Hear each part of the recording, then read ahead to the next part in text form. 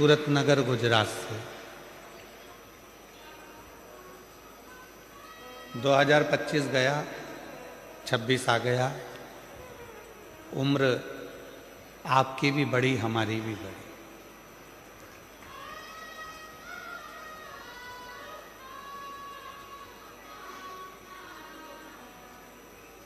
कोई 21 का था तो 22 का हो गया, कोई 25 का था तो 26 का हो गया, कोई 29 का था तो 30 का हो गया, कोई 50 का था तो 51 का हो गया। सबकी उम्र बड़ी है। एक बार पार्वती जी ने शिव जी से पूछ लिया था कि तुम्हारी उम्र कितनी है।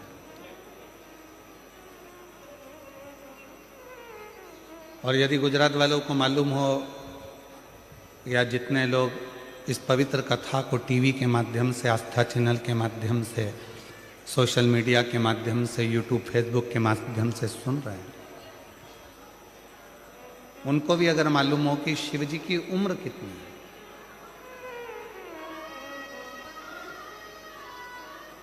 भगवान शंकर की अवस्था कितनी है,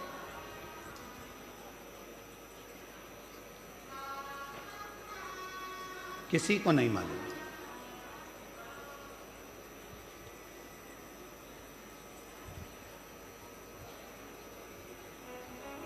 एक कोई अन्य व्यक्ति से पूछा जाए कि ये धर्म कब का है, या वो धर्म कब का है, या क्रिश्चियन धर्म कब का है, मुस्लिम धर्म कब का है, ये धर्म कब का है, वो धर्म कब का है, तो बताया जा सकता है कि ये धर्म इनका, और इसको धर्म नहीं, पंथ इनका ऐसे चालू है। पर कोई तुमसे पूछे कि हमारा सनातन धर्म कब का है, तो उसका कोई अंदाजा नहीं लगाया जा सकता। जब से पृथ्वी, अग्नि, आकाश, वायु, जल है, तब से ये सनातन धर्म निश्चित आनंद के साथ है। इसका कोई अंदाजा नहीं लगा सकते। इसको बोल भी नहीं सकते कि तुम्हारी उम्र कितनी है, सनातन धर्म की उम्र कितनी हो गई, कितने साल का हो गया, हमारा हिंदू धर्म, हमारा सनातन धर्म कितने वर्ष का हो गया, ये कोई नहीं बता सकता।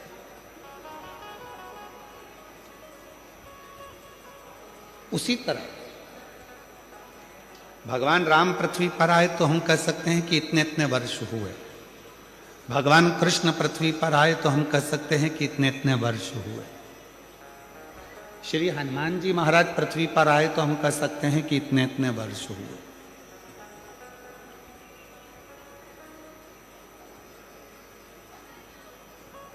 परशुराम भगवान पृथ्वी पर आए तो हम कह सकते हैं कि इतने इतने वर्ष हो गए।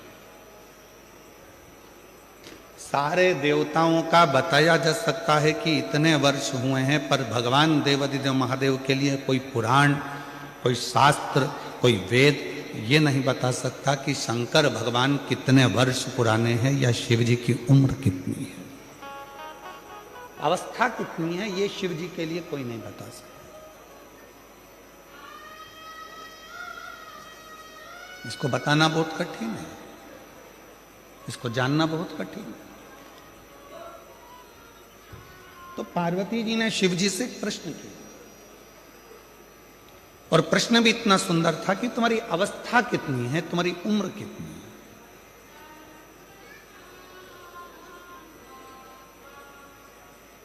और यही प्रश्न एक बार और आया था कि एक संत भ्रमण करते करते एक शिष्य के घर पर पहुंच गए, और शिष्य के घर पर गए तो उनकी माताजी ने उनको प्रणाम करा, पुरुष ने उनको प्रणाम करा, बेटे ने प्रणाम करा, बहू ने प्रणाम करा, पोता पोती ने प्रणाम करा, सब ने प्रणाम किया। और संत ने भी पूछा, एक बहू से पूछा कि बेटा तुम बताओ कि तुम्हारी सास की उम्र कितनी है। तो कहा मेरे सास की उम्र लगभग अगर देखा जाए तो सास की उम्र तो 68 साल के करीब में हो गई। अच्छा, तुम्हारे ससुर की उम्र कितनी है? तो कहा ससुर की उम्र लगभग 45 साल के करीब में हो गई। सास कितने की है? जम के बोलो 68 की। ससुर कितने का है? 45 का। फिर पूछा बेटा ये बताओ कि तुम्हारी उम्र कितनी है? कहा गुरुजी मैं 38 साल की हूं। अच्छा, पति की उम्र कितनी है? कहा गुरुजी बस कल ही पैदा हुए हैं, कल पैदा। गुस्सा आ गया सास को, मेरी बहू कितना झूठ बोलती है, खुद की उम्र सही बताई, बाकी की सबकी उम्र झूठ बताई। मेरा पति अगर 45 साल का होगा और मेरी उम्र 68 साल की होगी तो क्या शादी हुई होती? और पति अगर कल पैदा हुआ है तो इसकी शादी किसके साथ हुई? ये पक्की झूठ बोल रही है। इतने में तुरंत गुरुजी ने कहा, संत बोले मां मैंने आपकी बहू से उम्र नहीं पूछी है, मैंने आपकी बहू से पूछा कि कौन कितने समय से भगवान शंकर की भक्ति में लगा है, मैंने ये पूछा। कोई 68 साल, कोई 45 साल, कोई 38 साल, और पति को रोज कहती थी कि शंकर जी के मंदिर में 1 लोटा जल चढ़ाने चलो, 1 लोटा जल डालने चलो। वो कल से जाना चालू करा है तो पति की उम्र भी बस कल से ही प्रारंभ हुई है। जिसने अपनी जिंदगी में जो अच्छा काम किया और जिस दिन से प्रारंभ किया, समझ लेना कि तुम्हारी असली उम्र उस दिन से प्रारंभ हो गई।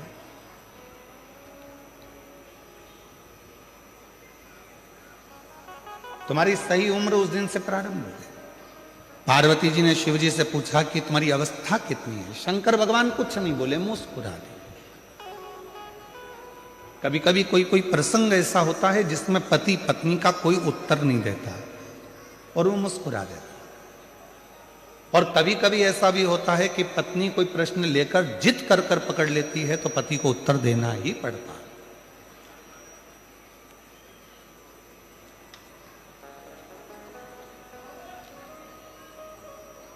कभी कभी ऐसा भी होता। तो पार्वती जी ने हाथ जोड़कर कहा कि तुम्हारी अवस्था कितनी है, तुम्हारी उम्र कितनी है? शिव जी कुछ नहीं करते, मुस्कुरा देते हैं, हंस देते हैं, पर शंकर भगवान कोई उत्तर नहीं देते। फिर पार्वती जी ने वापस पूछा, फिर पुनः पूछा तुम्हारी उम्र कितनी है? कितनी उम्र? उत्तर नहीं।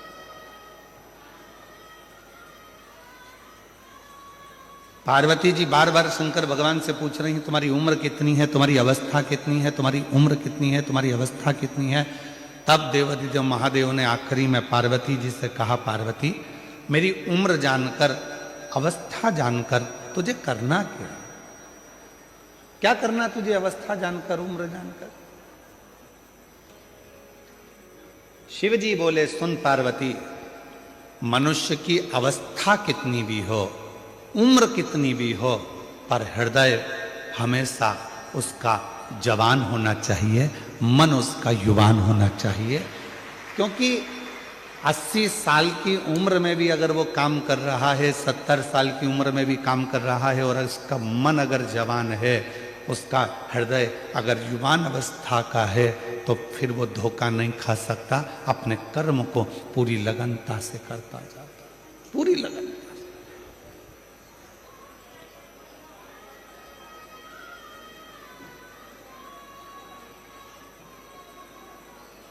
अब कोई आपसे पूछे, क्यों साहब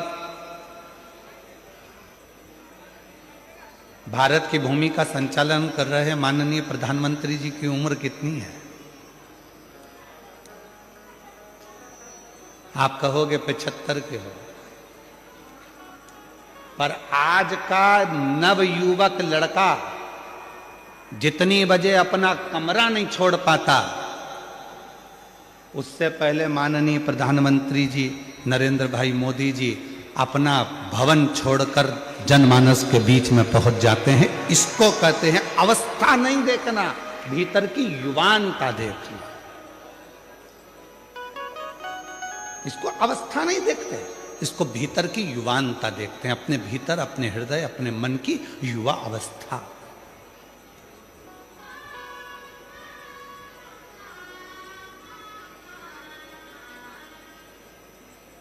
बुढ़ापा नहीं देखा।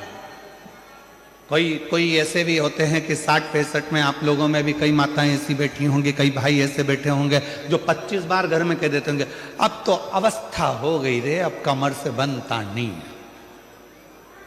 अब तो ये पाँव बहुत दुखे, हमारा घोड़ा बहुत बहुत दुखता है, अब ये पाँव, अब मुझसे चलते बनता नहीं।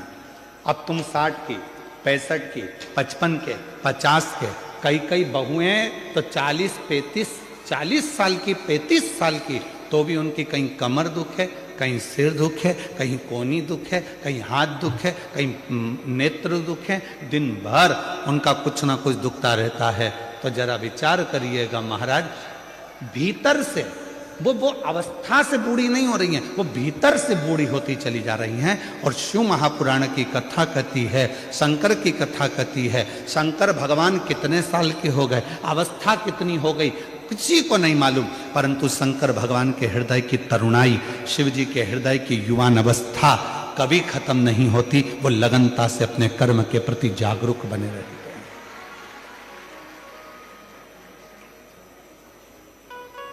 आप कितने जागरूक हैं ये आपके ऊपर निर्भर करता है।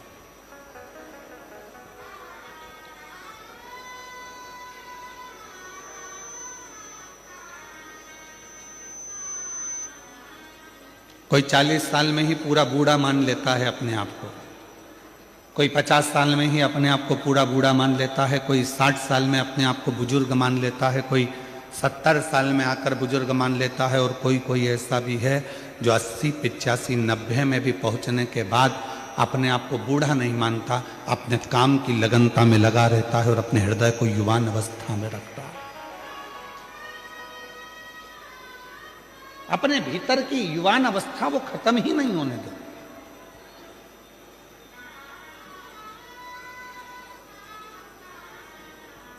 दो 2025 चले गया, 2026 आ गया और 26 की ये पहली कथा चालू हो गई। आज आप लोगों से निवेदन है, तुम कितने भी उम्र में बढ़ रहे हो मना नहीं, कितने भी धन में बढ़ रहे हो मना नहीं, कितनी भी फैक्ट्रियों में बढ़ रहे हो मना नहीं, कितनी भी गाड़ियों में बढ़ रहे हो मना नहीं, कितने ही बंगलों में बढ़ रहे हो मना नहीं, तुम कितनी भी उन्नति की सीढ़ी पर चढ़ रहे हो मना नहीं, पर इतना जरूर याद रखना कि अपने मन को हमेशा उम्र से मत तोलना। उम्र कितनी भी बढ़ जाए, बंगले कितने भी बढ़ जाए, गाड़ी कितनी भी बढ़ जाए, फैक्ट्री कितनी भी बढ़ जाए, गाड़ियां कितनी भी बढ़ जाए, पर मन को हमेशा युवान रखना, तरुण रखना, और जिस मन से आपको दुनिया का सारा कार्य करना, उस मन की तरुणाई को रखिए। किसी ने कह दिया तुम्हारे बस का ये नहीं है, ऐसा हो नहीं सकता कि मेरे बस का नहीं, मेरे को करके मानना। किसी ने कह दिया तुम ये नहीं कर सकते, क्यों नहीं कर सकते, मेरे मन का पूरा विश्वास है, मैं ये कार्य कर कर रहूंगा।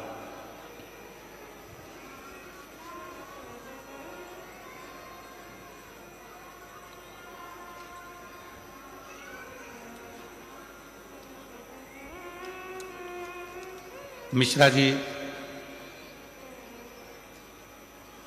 आशुतोष जी इस कथा को लेकर आए थे, सेंगर जी इस कथा को लेकर आए थे, फिर उन्होंने माननीय श्री शास्त्री स्वामी श्री हरि जीवन दास जी महाराज से बात करी, छोटू भाई जी से बात करी कि ये कथा लेकर तो आ गए हैं, पर इतना विशाल कथा है, इतनी पब्लिक आती है, इसका अरेंजमेंट कैसे होगा, इसकी व्यवस्था कैसे होगी।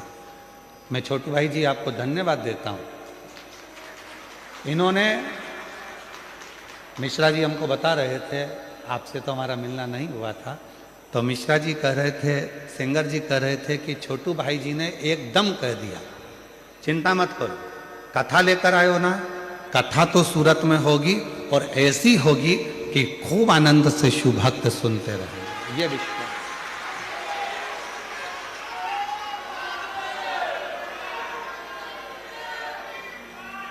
मैं बहुत बहुत साधुवाद देता हूँ छोटू भाई जी आपको, साथ में मिश्रा जी, सेंगर जी आपको, और उससे ज़्यादा साधुवाद देता हूँ लड्डू गोपाल गौशाला के माननीय हरिजीवन दास जी महाराज जी को, जिन्होंने इस कथा को बड़ी सरलता और सहजता के साथ में संजोया। बहुत सरल।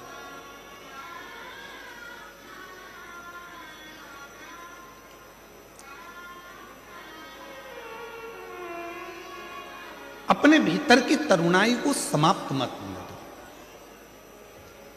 दुनिया में ऐसा कोई कार्य नहीं है जो आप नहीं कर सकते, दुनिया में ऐसी कोई कुर्सी नहीं है जहां आप बैठ नहीं सकते, दुनिया में ऐसा कोई काम नहीं जो आपसे नहीं हो सकता। बस अपने भीतर की तरुणाई को जब आपने जागृत रखा है तो वो तरुणाई के साथ में आप आगे बढ़ेंगे तो अपने जीवन में सारी उलझनों को मिटाते हुए आगे बढ़ते बढ़ते अपनी मंजिल तक पहुंच ही जाओ। पहुंचो।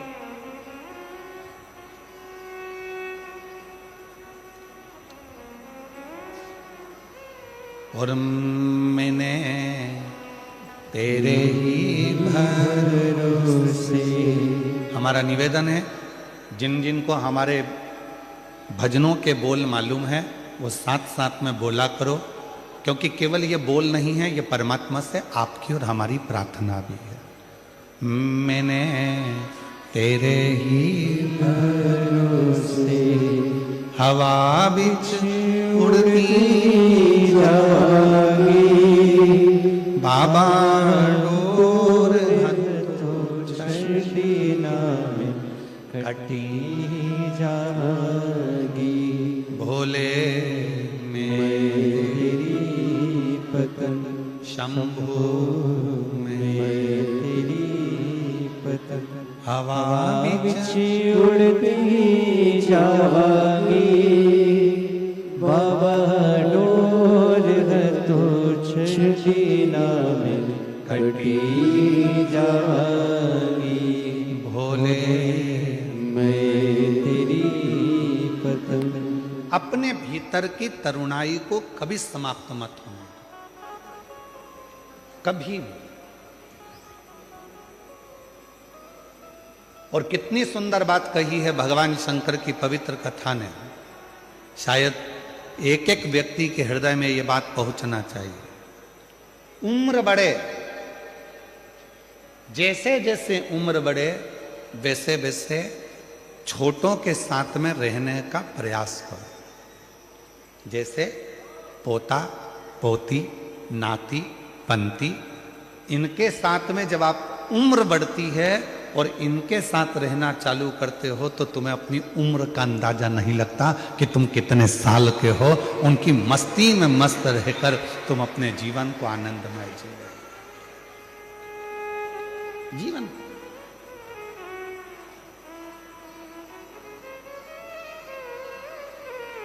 भगवान शिव जी से पूछा, भगवान देवादिदेव महादेव 33 कोटि देवता में केवल एक देवादिदेव महादेव ऐसे हैं जिनकी बहुएं भी आई, जिनके नाती पंती भी हुए। देवादिदेव महादेव ऐसे हैं, 33 कोटि देवता में केवल एक शंकर भगवान ऐसे हैं, किसी देवता ने अपनी लड़की का कन्यादान नहीं करा, पर 33 कोटि देवता में केवल देवादिदेव महादेव ऐसे हैं जिन्होंने अपनी बेटी का कन्यादान भी करा, अशोक सुंदरी। 33 कोटि देवताओं में एक देवता भगवान देवादिदेव महादेव ऐसे हैं जो कन्यादान भी करे हैं, जिनके घर में बहुएं भी आई हैं, रिद्धि सिद्धि भी आई है, जिनके घर में शुभ लाभ पोते भी आए हैं, फिर पर पोते आमोद और प्रमोद भी आए हैं। शंकर भगवान के पोते तो आए शुभ लाभ, साथ में अमोद और प्रमोद भी आए, उनके पर पोते भी आए। केवल शिव। तो पार्वती जी से शिव जी ने कहा कि मेरे मन की युवानता का एक कारण और है कि मैं भीतर से बूढ़ा नहीं हुआ, मैं भीतर से बूढ़ा कभी नहीं हुआ।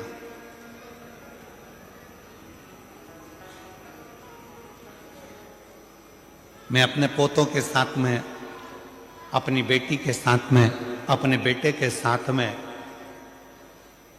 बैठता हूं, मिलता हूं, बातें करता हूं। और आप लोगों से भी क्या कहते हैं हम? जब शिव जी के मंदिर में एक लोटा जल चढ़ाने के लिए जाओ, शंकर जी के मंदिर में जब एक लोटा जल लेकर जाओ, थोड़ी देर अपने पिता के पास में बैठो, भगवान के पास में बैठो और पिता के पास में बैठकर अपने मन की बात करो। संसार के लोगों से कहोगे तो हो सकता है कि वो एक ना एक जगह पर जाकर कह दें, बाद में तुम्हारी हंसी उड़ा दें, बाद में तुम पर उंगली उठा दें, बाद में तुम्हारे लिए अपशब्द कह दें, बाद में तुम पर ताना दे दें। पर यदि तुम्हारे मन में कोई दुख है, तकलीफ है, कष्ट है, परेशानी है, तो जाओ, एक लोटा जल अपने घर से भरकर शंकर के मंदिर तक लेकर जाओ और देव अधिदेव महादेव को जल चढ़ाकर अपने हृदय की बात कहो, तो धीरे धीरे वो दुख, वो तकलीफ, वो कष्ट तुम्हारा मिटते चले जाएगा। वो दुख मिटेगा, वो कष्ट मिटेगा, वो तकलीफ मिटेगी।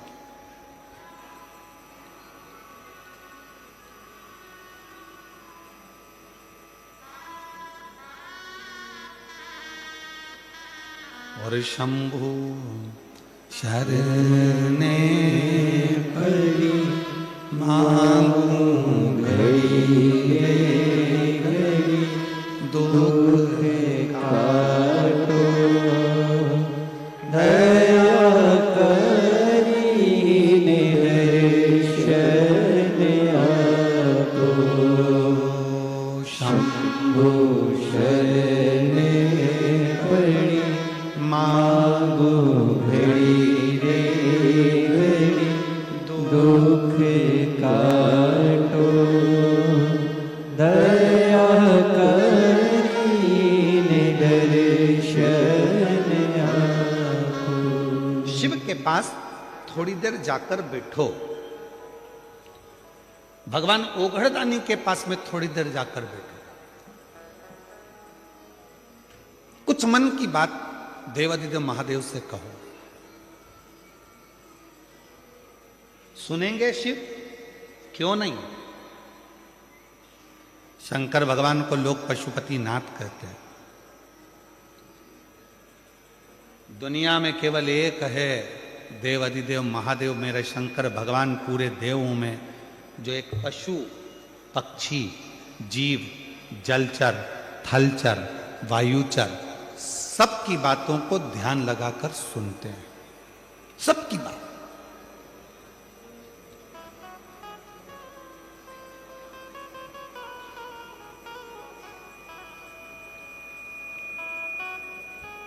और मेरे ओघड़दानी, मेरे शंकर भगवान जब सबकी बातों को ध्यान लगाकर सुनते हैं तो उनके उस बोले हुए वचन को पूर्ण भी करते हैं।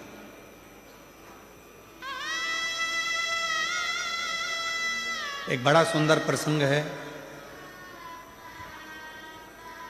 राजा भोज का।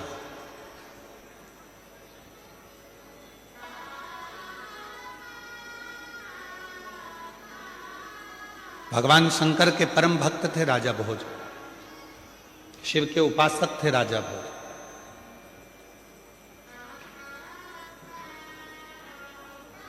और भगवान शंकर की अविरल भक्ति में डूबे रहते थे राजा भोज।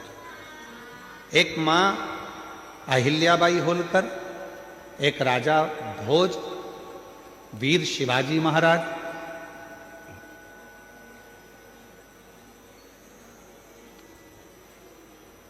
ऐसे शिव के भक्त थे जो भगवान शंकर की अविरल भक्ति में दिन रात डूबे रहते थे। दिन रात अपनी प्रजा का संचालन भी करते थे, अपनी प्रजा को देखते भी थे, पर साथ में शंकर जी की अविरल भक्ति को धारण भी करते थे। और मेरी जीजियों, मेरे जीजाओं, मेरी बेटियों, बेटाओं और मेरे बुजुर्ग माँ बापों से निवेदन है, मेरे माता पिता से निवेदन करूं, तुम दिन भर व्यस्त रहो, तुम अपने काम में डूबे रहो, अपनी फैक्ट्री में डूबे रहो, अपने दुकानों में डूबे रहो, अपने कार्य में, अपनी नौकरी में, अपने सब काम में डूबे रहो, मना नहीं है। पर निवेदन है 24 घंटे में से कम 24 मिनट भी ना निकले तो 24 सेकंड ऐसे निकालो जो भगवान शंकर के पास जाकर बैठकर अपने मन की बात कह सको और शिव जी आपके मन की बात की पूर्णता कर सके।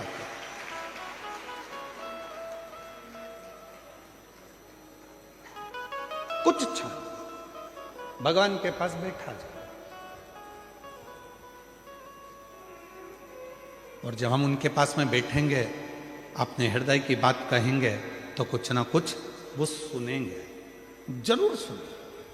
और यहां तक शिव महापुराण की कथा कहती है, अगर मन में कोई संकर है, मन में कोई संशय उत्पन्न हो गया, मन में कोई बड़ी भारी संकट उत्पन्न हो गया, कोई ऐसी बात तुम्हारे मन में आकर खड़ी हो गई है जिस बात का कोई निर्णय नहीं निकल रहा, तो एक बेलपत्र को हाथ की हथेली में रखकर अपने हृदय से उसको लगाकर मन से बाबा को अपने मन की बात कहकर जब वो बेलपत्र हम शिव जी को समर्पित करते हैं, मान लो हम कुछ नहीं कह पाए बाबा भोलेनाथ जी को, हम अपने दिल की बात शंकर भगवान को कुछ नहीं बता पाए और कुछ रह भी गया, तो हमारे मन की बात भगवान देवाधिदेव महादेव स्वीकार कर लेते हैं एक बेलपत्र के माध्यम से। जो हम चाहते हैं शिव उसको स्वीकार कर कर हमारी झोली खुशियों से भरना प्रारंभ कर देते। एक बेलपत्र हमारी पूरी बात को शिव जी तक कह देती है।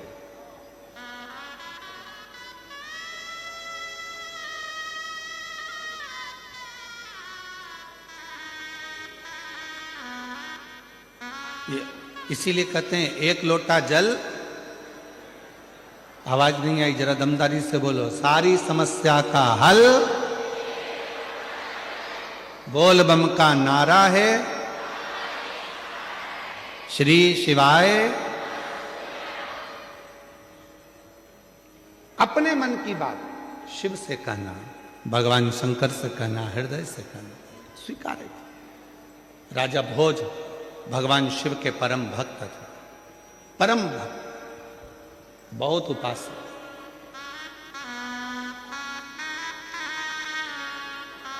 और शिव की अविरल भक्ति में दिन रात राजा भोज लगे रहते थे, भगवान शंकर की आराधना करा करते थे। एक बार राजा भोज ने एक बहुत जरूरी मीटिंग बुलाई, सभा बुलाई। सारे सभा में सभासद आ गए, बैठ गए, सब सभासद बैठकर बात करने लगे।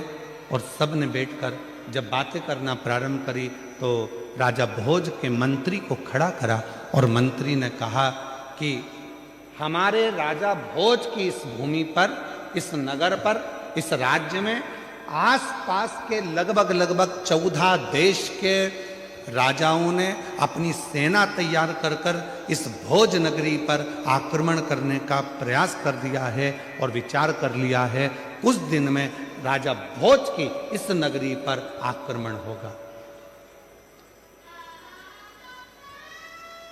राजा भोज की इस नगरी पर आक्रमण होगा। उसमें विद्वान को भी बिठाया, संतों को भी बिठाया, साधुओं को भी बिठाया, तपस्वियों को भी बिठाया, सन्यासियों को भी बिठाया।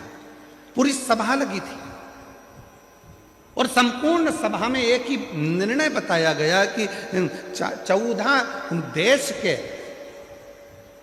14 प्रदेश के राजाओं ने सेना तैयार करी है और सेना तैयार कर कर वो आक्रमण कर रहे हैं। अब क्या करें? निर्णय दिया जाए, कैसे लड़ा जाए, निर्णय दिया जाए। इतने में मंत्री ने कहा, महाराज अपने पास में तो एक देश से लड़ने की सेना है, पर बाकी के देशों से लड़ा जाए इतनी सेना हमारे पास में नहीं। हमारे पास इतनी सेना नहीं है कि हम बाकी के लोगों से लड़ सकें, बाकी के लोगों के पास में इतने सारे देशों के युद्ध एक साथ में कर सकें, ये हमारे बस की बात नहीं है। तो अब कोई निर्णय निकाला जाए। तो सब ने निर्णय निकाला, सब ने कुछ कहा, कोई कुछ कहता था, कोई कुछ कहता था। कोई कहता था कि अपने देश में चारों तरफ खड्डे खोद कर उसमें आग लगा दी जाए जिससे दूसरे देश का व्यक्ति हमारे देश में ना आए। फिर किसी ने कहा हिंसक पशु पक्षियों को छोड़ दिया जाए जिससे ये सब समाप्त हो जाए। डीले कर तुम कम करो, बाहर की आवाज थोड़ी ज्यादा आ रही है, उसको कम करो। कुछ ना कुछ ऐसा करा जाए जिससे ये सब हमारे पास में ना पहुंच पाए ना। तो फिर करें क्या?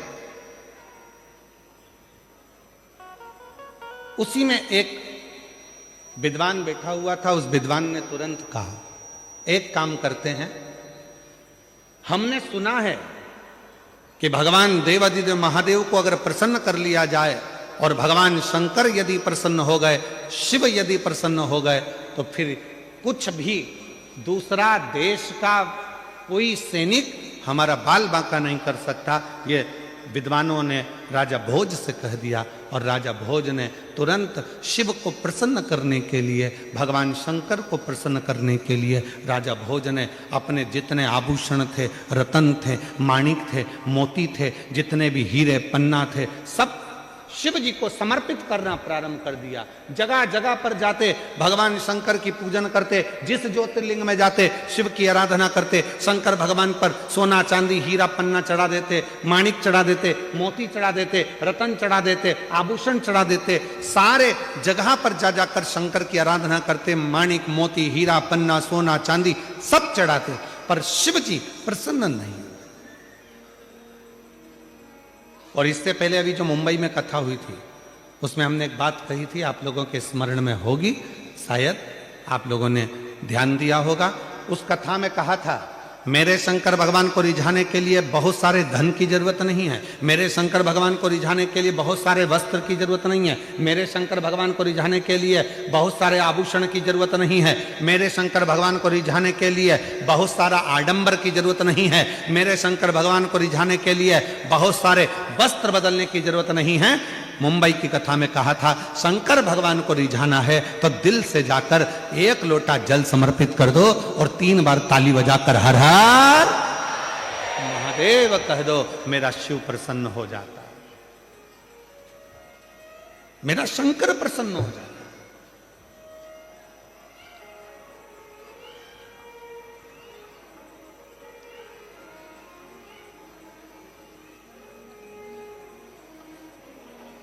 और महादेव नमन चरणों में, महादेव नमन चरणों में, स्वीकार कीजिए सबका किया है, मेरा भी उद्धार कीजिए, उद्धार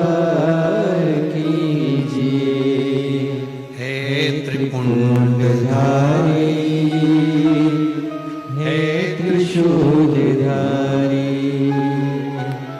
हे त्रिपुंडधारी, हे त्रिशूलधारी,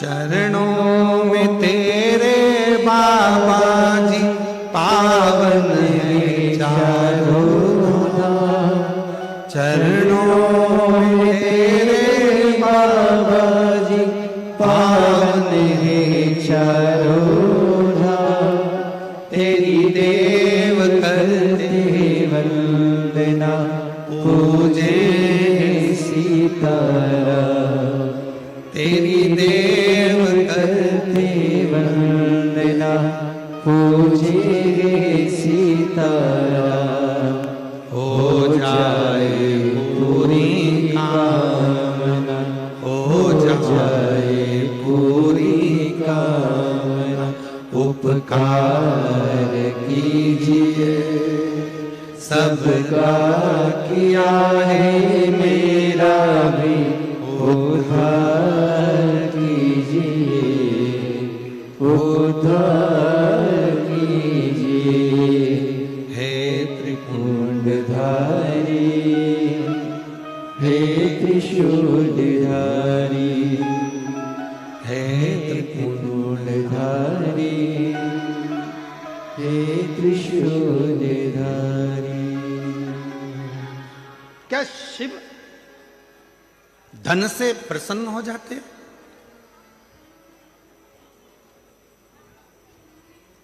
क्या शंकर भगवान वैभव से प्रसन्न हो जाते हैं? क्या शंकर भगवान बहुत सारे माणिक मोती हीरा सोना चांदी अंबर पीतांबर से प्रसन्न हो जाते हैं?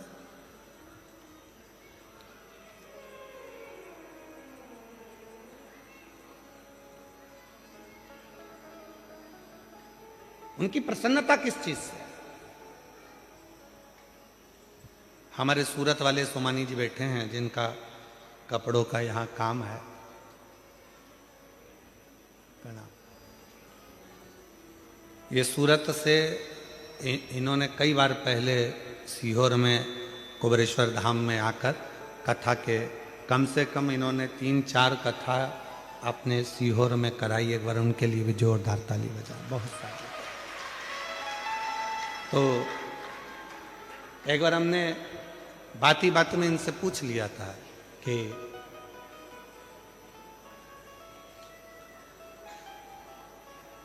आपको कुबेरेश्वर धाम का बहुत पहले की बात है, लगभग 2017 16-17 की बात होगी, 15-16-17 में ऐसा कुछ समय होगा। तो हमने इनसे पूछा कि आपको कुबेरेश्वर धाम का पता किसने बता दिया जो तुम यहाँ सीहोर आ गए और कुबेर भंडारी के दर्शन कर लिए? 15-16 की बात होगी, 2015-16। तो सोमानी जी कहते हैं कि गुरुजी हम तो इधर से निकल रहे थे, हम उज्जैन दर्शन करें महाकाल बाबा के, और यहाँ से हम कहीं दूसरे मार्ग इन्होंने बताया था वहाँ जा रहे थे। तो हमारा मन ऐसा करा कि यहाँ हम उस समय पर कुबेरेश्वर बाबा का धाम हमने देखा नहीं था। हमारा मन करा कि यहाँ कोई स्थान ऐसा है जो हमको खींच रहा।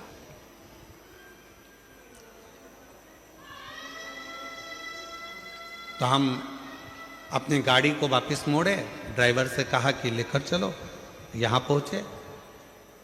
उस समय पर सोमानी जी जब आए थे तो हम धाम पर एक टूटी हुई खाट थी, कहे सोमानी जी, टूटी हुई पलंग थी, एक खटिया रस्सी से बुनी हुई थी, उसका एक 3 पाया था, एक पाए में ईंट फंसी हुई थी, एक के ऊपर एक ईंट रखी हुई थी और 3 पाए उसके थे, उस पे हम बैठे हुए।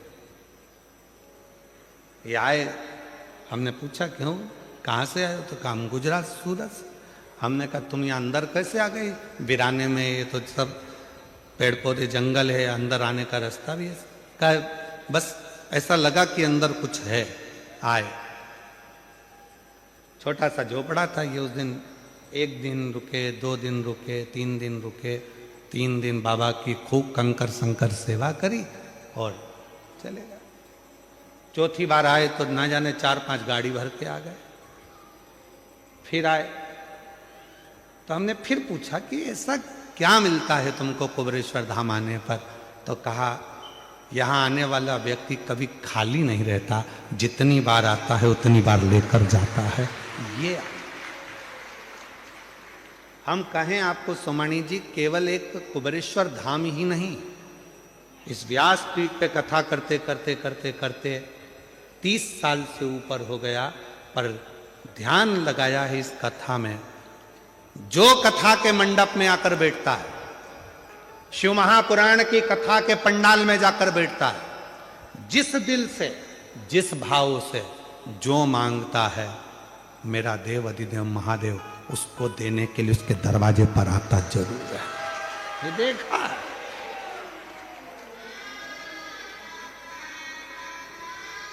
एक पत्र है, देखिए, एक बहन ने लिखा है, मैं रमेश शिवराम महाले, मैं मंदाबाई रमेश महाले, प्लाट नंबर 58, जय रणछोड़ नगर, नवागांव, सूरत से आई हूं। कहीं बैठी हो तो हाथ हिला सकती हैं। अगर कहीं बैठी हो तो अपना हाथ हिला सकती हैं। कहीं पर बैठी हो तो अपना दोनों हाथ हिला सकती हैं। और कहीं पर बैठे हो तो अपना हाथ हिला दें और आकर एक बेलपत्र लेकर जाएं।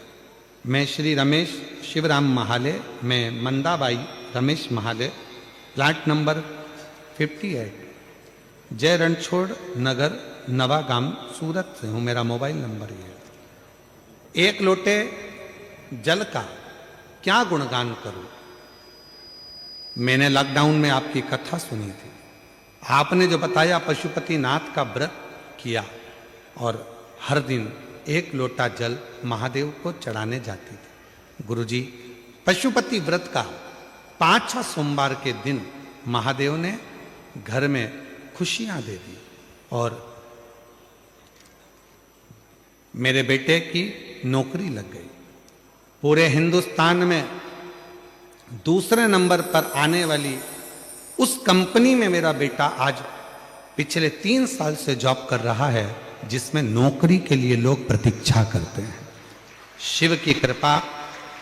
गुरुजी, कथा में सुना था, जो पंडाल में बैठकर मांगता है उसको बाबा देता जरूर है। आपकी कथा सूरत में हो रही थी। 30 साल से मेरे यहाँ ना तो मेरा खुद का मकान था, ना कोई बंगला था, ना कोई गाड़ी थी, कुछ भी नहीं। मेरे 30 साल की जिंदगी में मेरे पास कुछ नहीं था, कुछ भी। फिर आपकी कथा में मैंने सुना कि जो पंडाल में बैठकर मांगा जाता है वो बाबा देता जरूर। तब सूरत में कथा हुई, हमने विचार कर लिया कि पंडाल में बैठकर मांगेंगे और पहुंच गए सूरत की कथा में।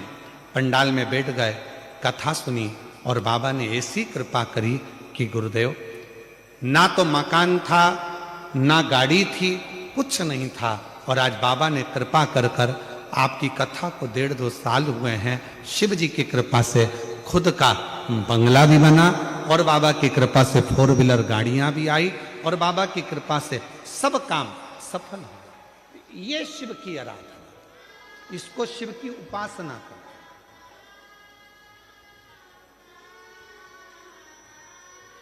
एक पत्र हो रहे, अच्छा है।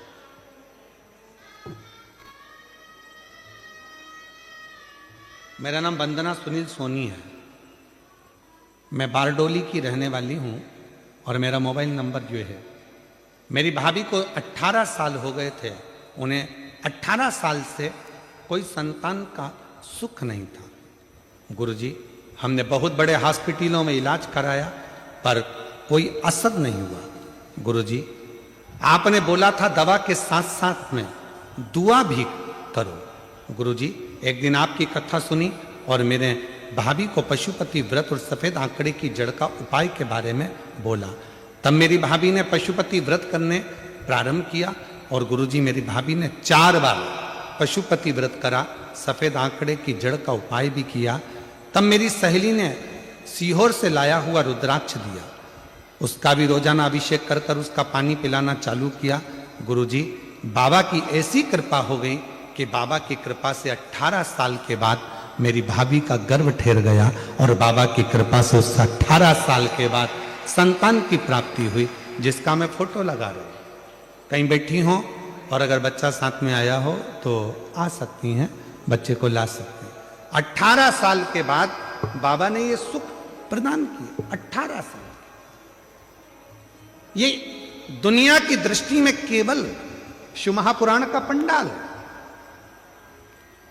दुनिया की दृष्टि।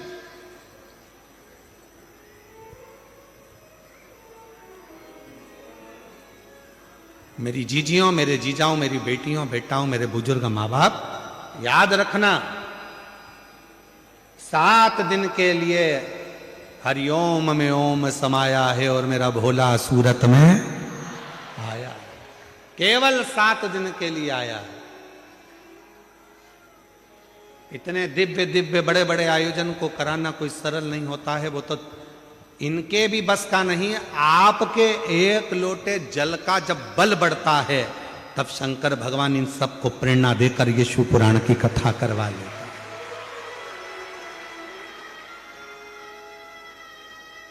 निमित्त बनाया, इसमें मिश्रा जी को, सेंगर जी को, छोटू भैया जी को, साथ में छोटू भाई जी को, फिर साथ में महंत जी को, लड्डू गोपाल गौशाला को, इन सबको एक बाबा ने जोड़ा है। किसके लिए जोड़ा? तुम्हारे लिए।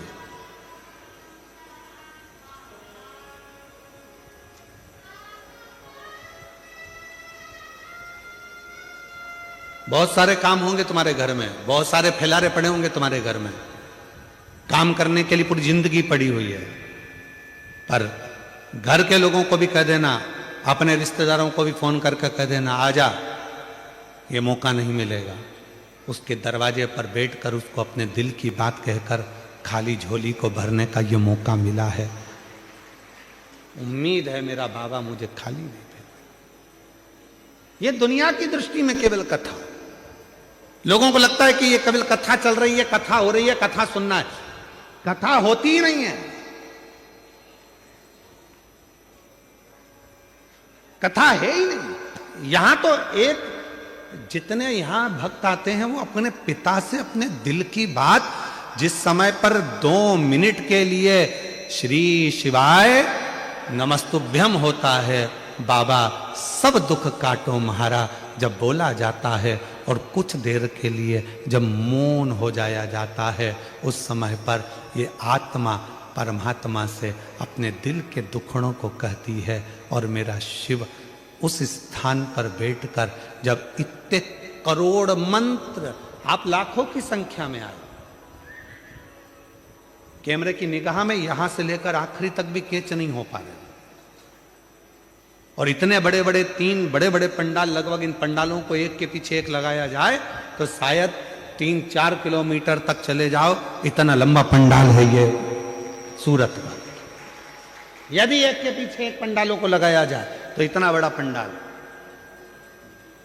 आप लाखों की संख्या में आए हो, और इतने सारे लाखों भक्त एक साथ बैठकर जब श्री शिवाय नमस्तुभ्यम कहते हैं, मंत्र का जाप करते हैं, करोड़ों मंत्र आपस में टकराकर विभिन्न होते हैं, और उन मंत्रों को जब हम उच्चारण करते हैं, बोलते हैं, वो मंत्र हमारी श्वासों में 3.5 करोड़ रोम छिद्र ये मनुष्य के शरीर में है, और इन 3.5 करोड़ रोम छिद्र में ये भगवान शंकर का नाम समाहित हो जाता है। और जब हम कुछ कहते हैं तो शिव उसको स्वीकार कर कर हमारी झोलियां खुशियों से भरकर चला जाता है। ये शिव क्या मिलेगा शिवपुराण में जाने से, क्या प्राप्त होगा शिवपुराण में जाने से, क्या देंगे शिवपुराण में? जाकर देखो, बैठ कर देखो, जो मिला उनसे पूछ कर देखो कि मेरा बाबा कभी खाली नहीं भेजता, कभी नहीं। क्या देखा?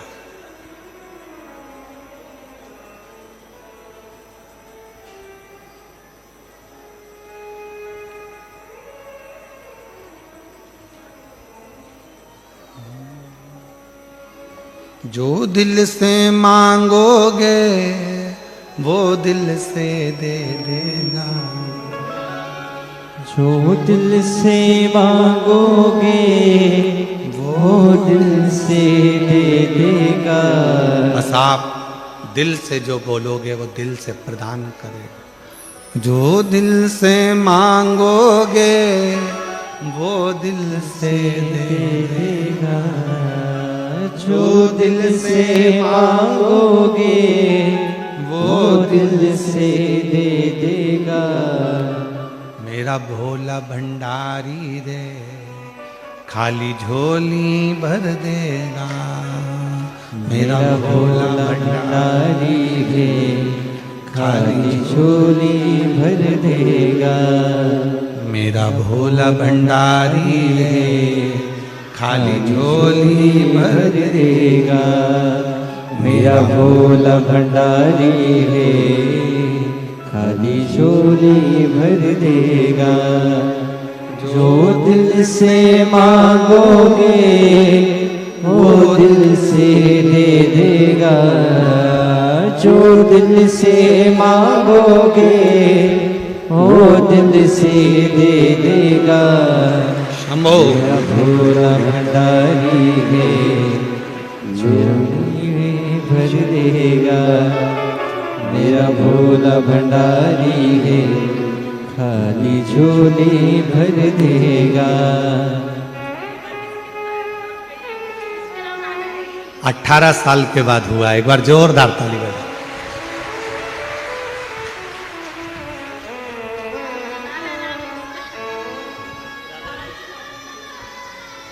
रोते नहीं, खुश हो। आंसू पोछो, पहले आंसू पोछ के जाओ। अब तो दे दिया बाबा ने, अब क्या सोचो।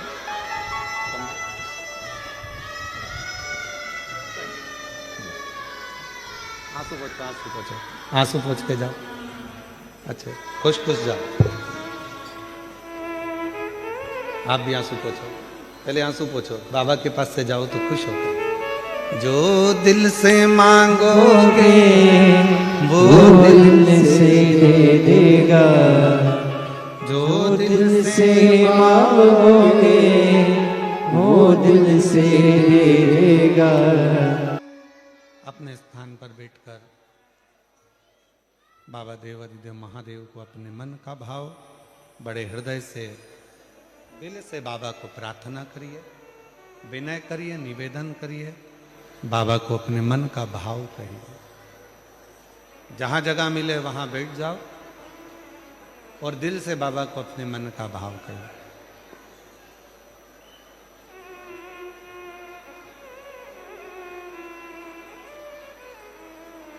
सुंदर माघ का महीना चल रहा है और बाबा की इस पवित्र कथा में बाबा को अपने दिल का भाव कहने का मौका मिला। जिसको आता है साथ में बोलिएगा, हृदय से प्रार्थना करिएगा,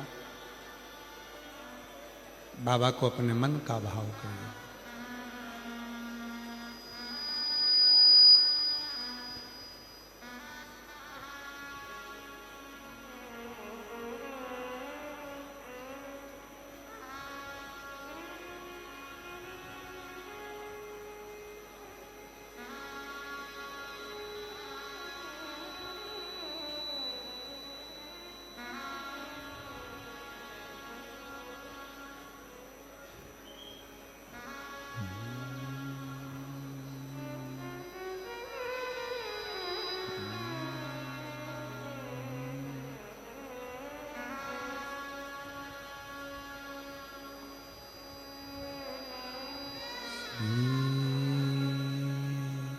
शिवाय नमस्तु श्री शिवाय नमस्तु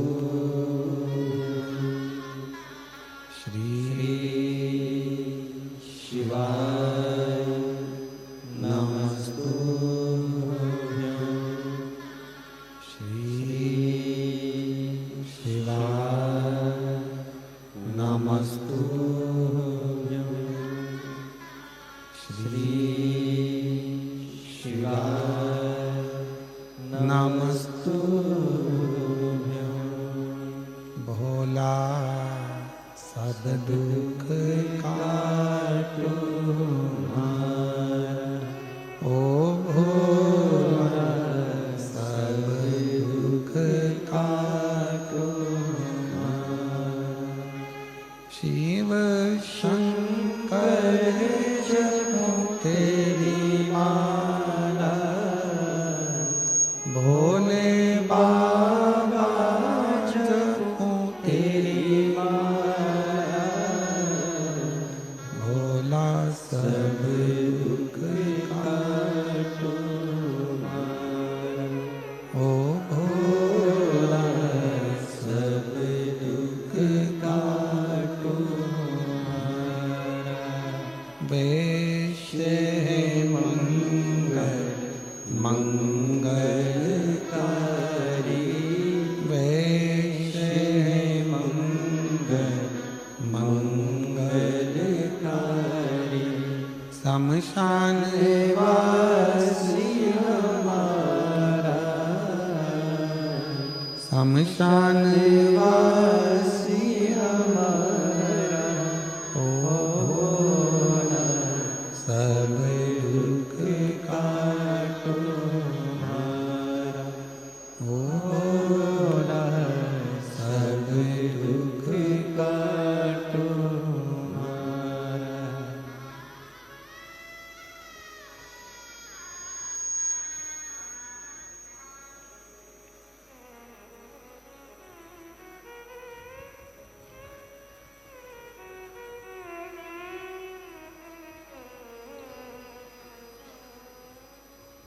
बाबा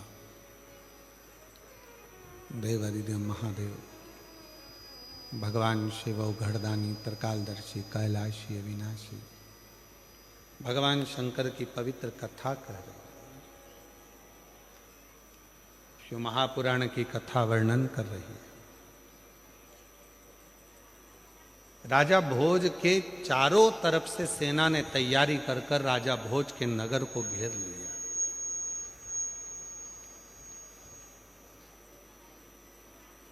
और इतनी सेना राजा भोज के पास में नहीं है कि इतने देशों से वो लड़ सके।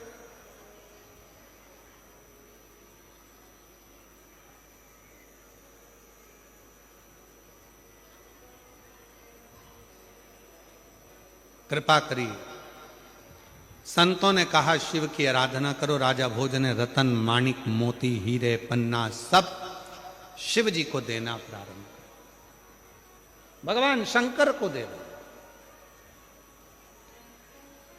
और अभी कथा में कहा मेरे शंकर भगवान को रिझाने के लिए ना धन चाहिए, ना दौलत चाहिए। मेरे शंकर भगवान को रिझाने के लिए ना संपदा की जरूरत है, ना कोई वैभव की जरूरत है। मेरे शिव को रिझाने के लिए केवल एक लोटा जल, वो भी आपके घर का, जो घर में जल हो, जिस भाव का हो, जिस विचार का हो, जिस सोच का हो, जिस भाव का, जिस विचार, जो आप सोच रहे हो, जिस सोच का, जिस विचार का, जिस कामना का, शिव को समर्पित करिए।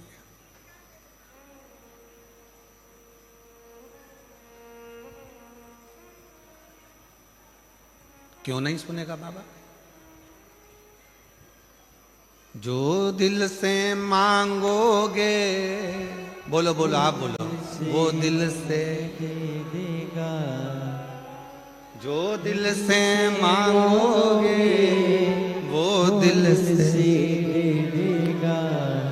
मेरा भोला भंडारी है, खाली झोली भर देगा। मेरा भोला भंडारी है, खाली झोली भर देगा। राजा भोज ने रतन चढ़ाए, माणिक चढ़ाए, मोती चढ़ाए, हीरे चढ़ाए, रतन आभूषण चढ़ाए, पीतांबर चढ़ाए, अंबर चढ़ाए, सब कुछ चढ़ाया। पर राजा भोज के शिव प्रसन्न नहीं हुए, भगवान शंकर प्रसन्न नहीं हुए। और मेरी जीजियों, मेरे जीजाओं, मेरी बेटियों, बेटाओं, मेरे बुजुर्ग माँ बाप, याद रखना, शंकर भगवान तुम्हारे धन और वैभव से कभी प्रसन्न नहीं हो सकते। शंकर भगवान तुम्हारी सत्ता से, शंकर भगवान तुम्हारी बहुत सारी गाड़ियों से या बंगले से भगवान शंकर प्रसन्न नहीं हो सकते। अगर भगवान शंकर को प्रसन्न करना है तो उसका केवल एक साधन है, भीतर से कपट को निकालकर, छल को निकालकर, अपने भीतर से कहीं काम आसक्ति को निकालकर तब शिव को प्रेम का एक लोटा जल समर्पित करिए। शिव उसको स्वीकार कर लेंगे और आपकी झोलियां खुशियों से भरना प्रारंभ कर देंगे, तब शिव स्वीकार। बोल बम का नारा है, हार हार, तब शिव स्वीकार करें। नहीं चाहिए उन्हें।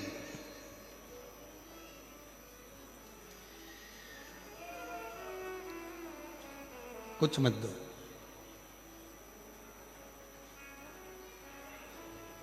अभी हमने मुंबई की कथा में कहा था कि सूरत में एक मंदिर ऐसा भी है जहां भगवान शंकर को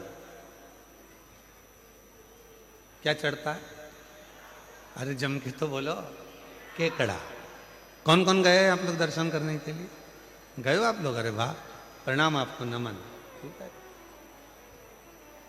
और पूरी कथा सुनाई थी उसकी, शंकर भगवान के उस केकड़े की और शिव की पूरी कथा कही थी कि जब मेरे भगवान प्रतिदिन, मेरे राम जी महाराज रोज का एक पार्थिव लिंग का निर्माण करते हैं, पूजन करते हैं। जब समुद्र के तट पर बैठकर पार्थिव लिंग का निर्माण कर रहे थे, बार बार वो केकड़ा शिव जी के पास में आकर पूजन पर चढ़ रहा था। शंकर भगवान की पूजन में से राम जी उसको हटा रहे थे, फिर आ जाता था, लक्ष्मण जी फिर हटा देते थे, फिर आता था, लक्ष्मण जी फिर हटा देते थे। आखिरी में राम जी मुस्कुरा दिए। आखिरी में भगवान राम के चेहरे पर हंसी आ, प्रसन्नता। और भगवान ने देखा लक्ष्मण ऐसे नहीं मानने वाला, इसको तो शंकर जी का जब विसर्जन होगा तो उसी के साथ इसको पानी में छोड़ दो। जो शंकर जी के विसर्जन में पानी में छोड़ा तो राम जी ने कहा तेरी भक्ति शिव के प्रति है, जा समुद्र के तट पर तू शंकर की आराधना करेगा और शिव तेरी भक्ति से प्रसन्न हो जाएगा। आज सूरत एक ऐसी भूमि है जहां पर शंकर भगवान के शिवलिंग पर केकड़ा आकर बैठ जाता है।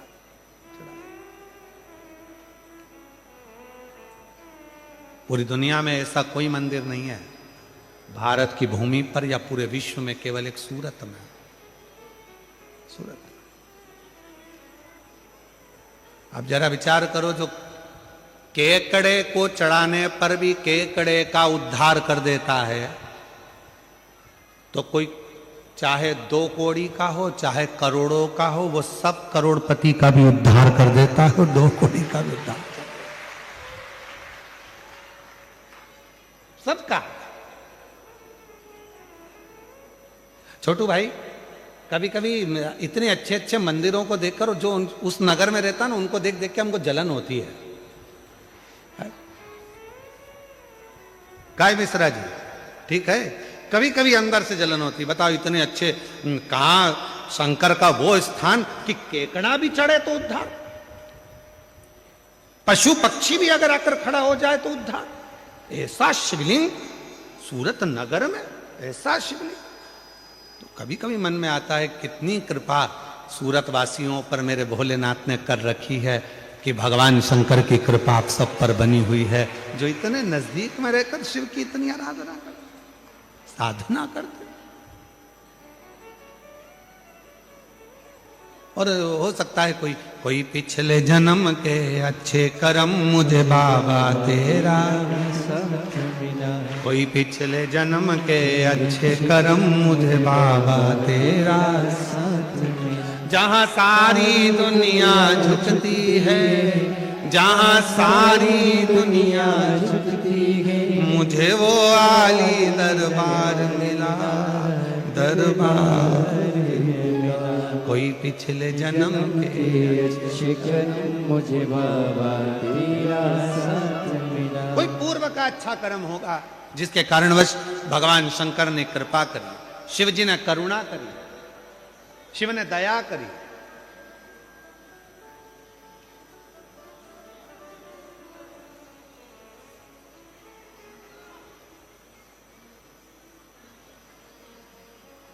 शिव कथा कर रही है, राजा भोज खूब दिया पर शिव नहीं प्रसन्न। बैठ गया आज राजा भोज। सूचना मिल गई राजा भोज को कि सेना तैयार होकर चल दी है और 14 प्रदेश की सेना राजा भोज के ऊपर आक्रमण करने वाली है, और करोड़ों सैनिक उनके साथ में है। राजा भोज बैठा था, एकांत में मन लग नहीं रहा था। जब व्यक्ति कोई फालतू बैठा होता है, कोई काम नहीं होता है, हमने देखा है कई लोगों को, अगर किन्हीं के गले में माला पहना दो और माला पहना दी, और अगर मालूम पड़े बहुत सारा लेक्चर चल रहा है और कोई व्यक्ति का मन नहीं लग रहा, तो क्या करता है, माला में से फूल तोड़ता रहेगा, बैठा बैठा पत्ती तोड़ेगा, फूल तोड़ेगा, माला तोड़ेगा, धीरे धीरे धीरे धीरे, कहीं पत्ती तोड़ेगा, कहीं फूल तोड़, उसका मन वो फूल में वो समय लगाने का प्रयास कर फूल। अब राजा भोज ने क्या करा, एकांत में बैठा था, चित्त लग नहीं रहा था, मन लग नहीं रहा था, तो राजा भोज ने क्या करा, मट्टी का ढेला उठाकर एकत्रित करा, और मट्टी के ढेले को एकत्रित करा, और मट्टी के ढेले को एकत्रित जैसे ही करा, राजा भोज को लगा ये मट्टी इकट्ठी करते करते मुझे ऐसा लग रहा है जैसे शंकर का शिवलिंग बन गया हो। पर मैंने तो इतनी शिव की आराधना करी है, जिसने जैसा कहा मैंने शंकर की वैसी आराधना करी, तो भी शिव प्रसन्न नहीं होते हैं। और राजा भोज की आंख में से आंसू उस मिट्टी के ढेले पर गिर गया। मिट्टी के ढेले पर वो आंख का आंसू गिरा।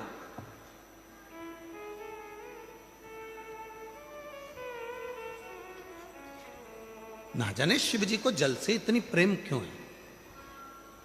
मेरे भगवान शंकर को जल तत्व से जितना प्रेम है उतना प्रेम किसी से, इसलिए शायद शंकर भगवान ने अपने मस्तक पर गंगा को रख रखा।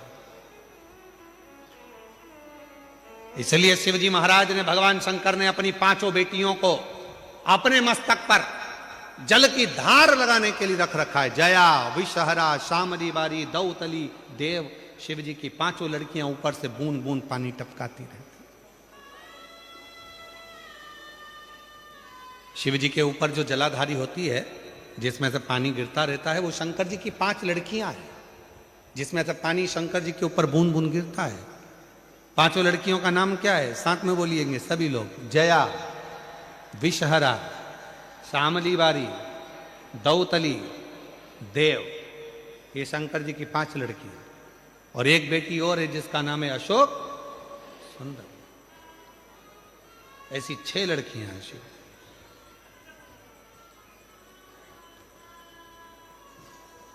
जल की इतनी प्रधानता है शिव। अश्रु गिरा, गिरते से ही शंकर भगवान की दृष्टि पड़ गई। शिव महापुराण की विद्येश्वर संहिता कहती है, जब शंकर भगवान पर हमारे घर का जल गिरता है, चढ़ता है, हमारे घर का जल जब शिव जी के ऊपर समर्पित होता है, तो शिव की दृष्टि हमारे ऊपर होती जरूर है। शंकर भगवान हमको एक बार देखते जरूर, दृष्टि जरूर। उसका प्रमाण क्या है? एक पत्र है, अच्छा है, देखिए।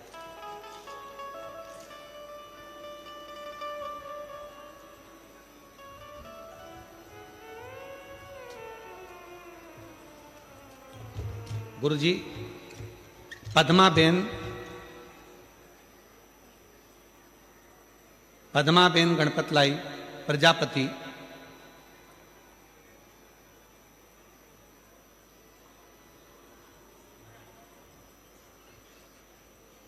ये बड़ोदरा लिखा है कि मोड़ोदरा लिखा है? है? मोड़ादरा। तुम समझ गए, बस जान दो।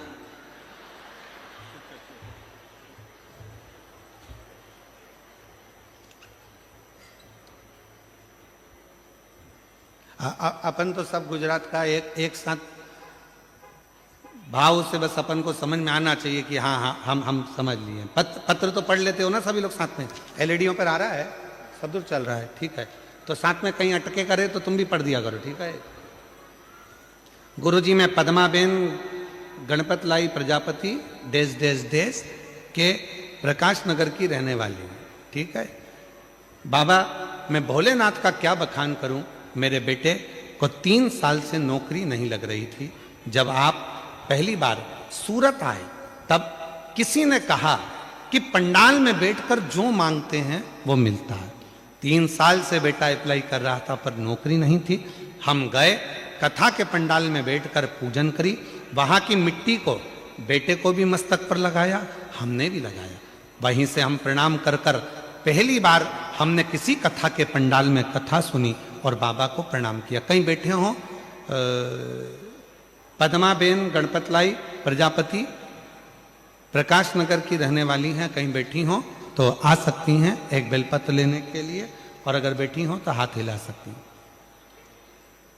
हमने पहली बार सूरत में कथा सुनी थी। हमारा विश्वास नहीं था, क्या ऐसा होता है कि कथा के पंडाल में बैठकर जो मांगो वो बाबा दे देता है। फिर भी हम कथा के पंडाल में पहुंचे, बेटे को साथ लेकर गई, प्रणाम करा, और बाबा की कृपा से आज मेरे बेटे की सरकारी नौकरी लग गई। मैं बाबा को यहाँ प्रणाम करने के लिए यहाँ आई हूँ, बाबा को नमन करने के लिए। दूसरा पत्र देखिए, अच्छा पत्र है।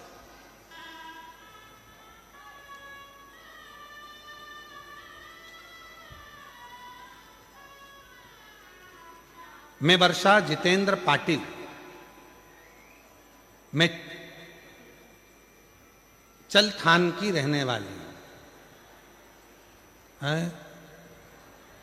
अरे दिखाओ तो क्लोज करके, इसको क्लोज कर दो तो ये लोग पढ़ लेंगे, ठीक है। क्या लिखा है? हाँ, मतलब हम सही बोले? ठीक है, फिर तो आपके वाले हो गए। चलथान की रहने वाली हूं, मेरा मोबाइल नंबर ये है। मैं क्या गुणगान करूं गुरुदेव। बाबा भोलेनाथ की कृपा से शंकर का कंकर शंकर पूजन कर कर आई।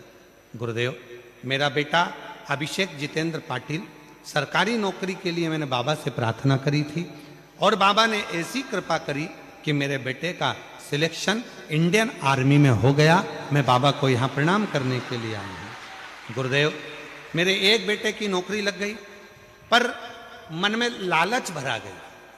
मैंने सोचा जब बाबा एक जगह कथा के पंडाल में सब कुछ दे सकता है तो बाबा हमारे सूरत में आया। जब सूरत में आया तो मैंने अपने दूसरे बेटे के लिए नौकरी मांगी और बाबा ने ऐसी कृपा कर दी कि मेरे बेटे का सिलेक्शन भारतीय वायुसेना के उच्च पदाधिकारी के पद पर हो गया। मैं बाबा को यहाँ प्रणाम करने के लिए आई हूँ। कहीं बैठी हो आप ही हैं, आ जाइए, आ जाओ। तीसरा पत्र। मेरा नाम सो प्रमीला बाई भानुदास मराठे, मैं सूरत की रहने वाली हूं। कहीं बैठी हो तो हाथ हिला सकती हैं, अगर कहीं बैठी हो तो हाथ हिला सकती हैं और बेलपत्र लेने के लिए आ सकती हैं। मैं उधना 113 दत्तात्रेय नगर में रहती हूँ।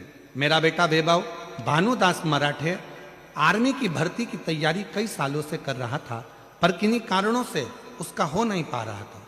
बाबा की कृपा से जब सूरत की कथा हुई, मैंने पंडाल में बैठकर, जब सूरत की कथा हुई तो पंडाल में बैठकर बाबा से कहा, बाबा भोले भंडारी, मेरे बेटे का बहुत मेहनत कर रहा है, आप उससे हिम्मत देकर और सिलेक्शन करवा दीजिए। और बाबा की ऐसी कृपा हुई, आज मेरे बेटे की इंडियन आर्मी में सिलेक्शन हो गया। मैं बाबा को यहाँ प्रणाम करने आई हूँ, उसका फोटो भी लगा रही हूँ, उसका फोटो भी लगा रही हूँ। तो ये शिव की कृपा है, शंकर की उदारता। मस्तक पर चंदा है उजियारा कर देगा, मस्तक पे चंदा है उजियारा कर देगा। वो मेरे भंडारी है खाली झोली भर देगा, मेरा भोला भंडारी है खाली झोली भर देगा।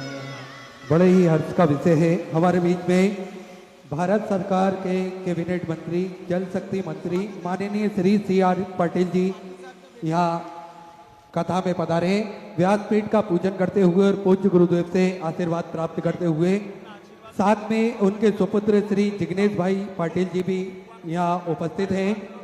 साथ में विधायक महोदय आदरणीय संगीता बेन पाटिल जी भी यहाँ पधारे हुए हैं। सूरत शहर भाजपा के प्रमुख परेश भाई जी पटेल यहाँ पर उपस्थित है। एक बार सभी के लिए जोरदार ताली बजाकर स्वागत करें। मैं माननीय CR पाटिल साहब से निवेदन करूंगा कि 2 शब्द, जो सूरत नगर में लाखों शिव भक्त यहाँ आए हैं, तो उनको अपने 2 शब्द अवश्य बधाई के अवश्य दें। माननीय CR पाटिल साहब, जल शक्ति मंत्री भारत सरकार,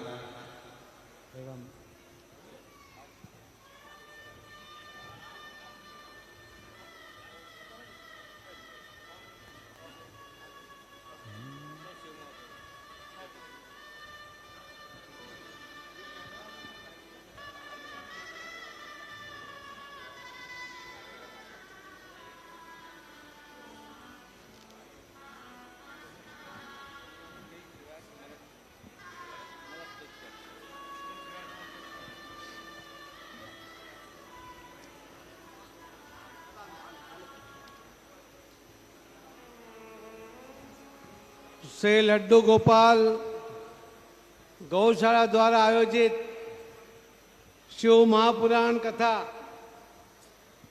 पूज्य कथाकार प्रदीप मिश्रा जी उनके द्वारा आयोजित की गई है, जहां पर लाखों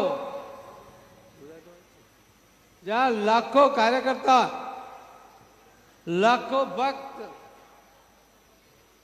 આ કથાને સફળ કરવા માટે અને ધર્મનો પ્રસાદ લેવા માટે અહીં આજે ઉપસ્થિત થયા છે।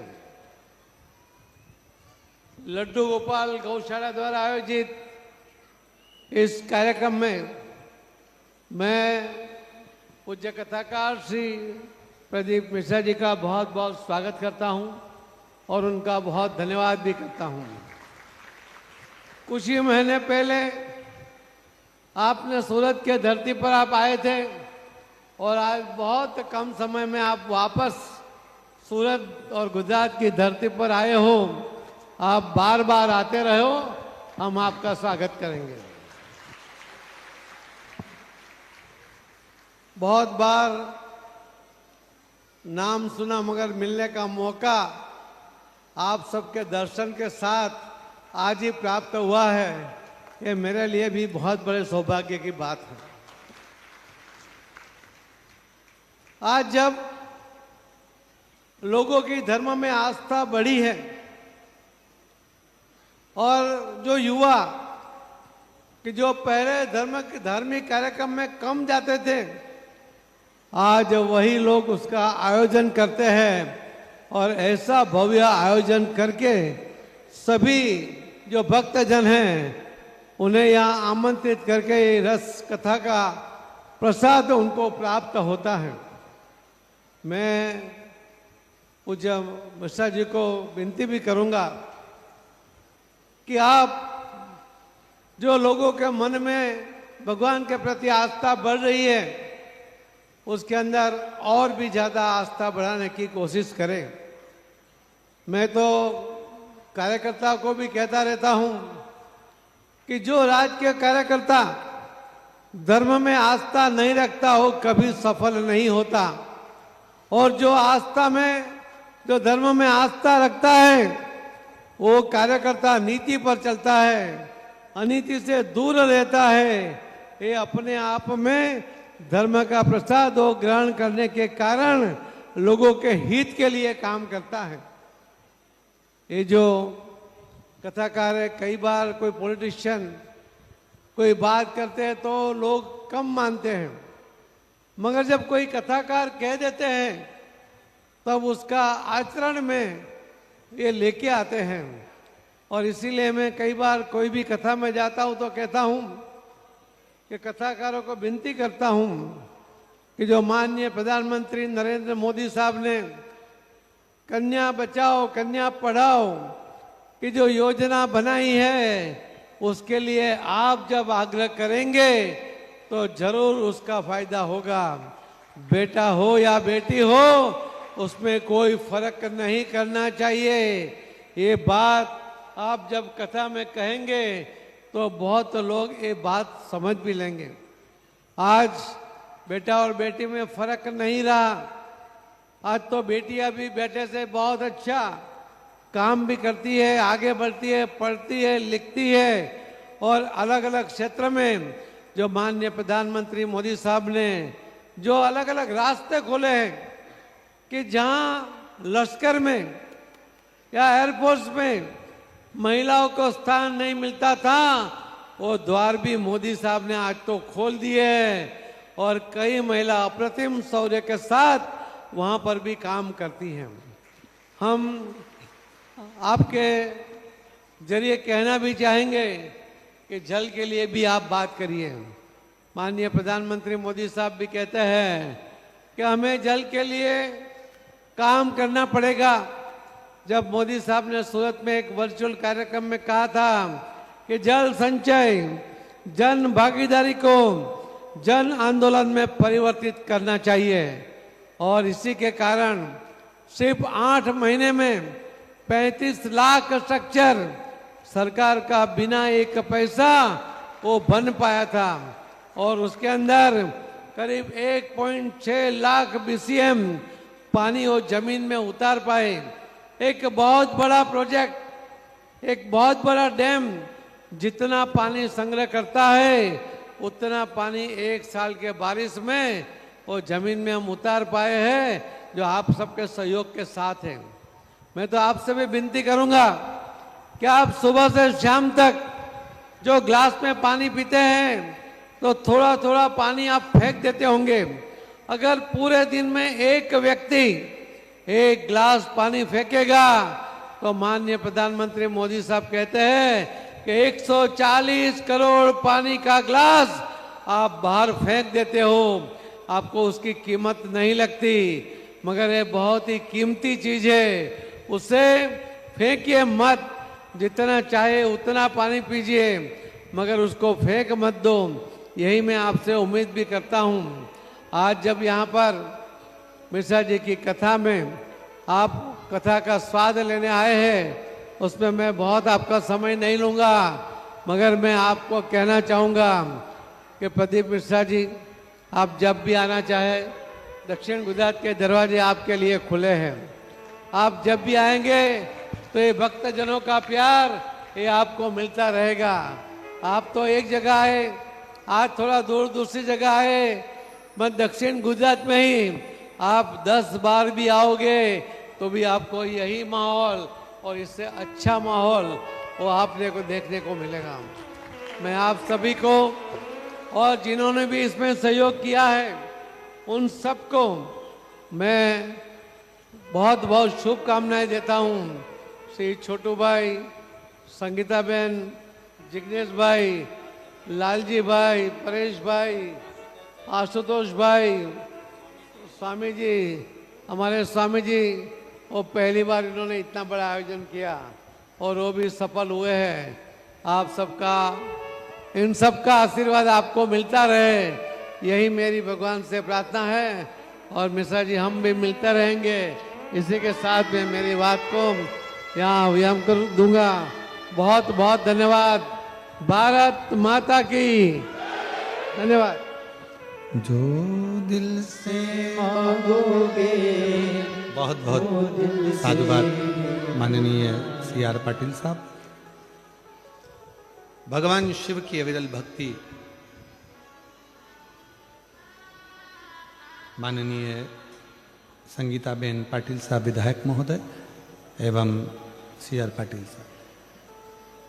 शिव की अविरल भक्ति साधुता के संग